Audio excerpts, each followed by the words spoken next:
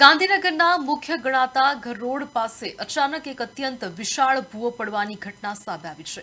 ભૂવાની ત્રિજ્યા અને ઊંડાઈ એટલી વધારે છે કે તેમાં એક સાથે 5 કાર સમાઈ જાય તેવો મોટો ખાડો સર્જાયો છે. ચાલુ રસ્તે અચાનક મોટો ભૂવો પડી જતા વાહન ચાલકો અને સ્થાનિક રહીશોમાં ભારે અફરાતફરી અને ભયનો માહોલ ફેલાયો છે.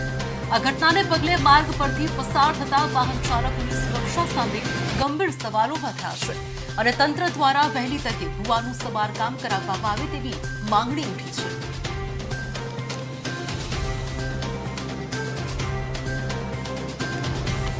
ગુજરાતના પાટનગર ગાંધીનગરમાં વધુ એક તંત્ર દ્વારા ગાબડું છે તે દેખાઈ રહ્યું છે અને આ નાનું મોટું ગાબડું નથી, એટલા મોટા પ્રમાણમાં ગાબડું છે કે 5 થી 10 ગાડીઓ એક સાથે ડૂબાઈ જાય તેટલું મોટું ગાબડું જે દોઢ સર્કલ છે ત્યાં પડ્યું છે.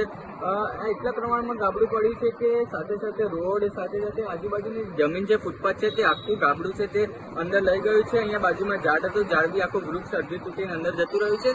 એટલે ક્યાંક ને ક્યાંક દેખાઈ રહી છે કે ભાજપ સરકાર જે લોકોના પૈસાથી ટેક્સ લે છે, પૈસા ઉઘરાવે છે, પરંતુ જે કામ છે તે દેખાતું નથી. નાના મોટા ગાબડા તો જે હાઈવે ઉપર પડતા હોય છે, પરંતુ જે આ ગુજરાતની પાટનગર જે ગાંધીનગર કહેવાય છે, અહીંથી જે 2 કિલોમીટરની અંદર જ છે જે વિધાનસભા આવેલી છે, મંત્રીઓના ઘર આવેલા છે, ત્યારે આટલું મોટું ગાબડું પડે તે નાની મોટી વાત છે નહીં.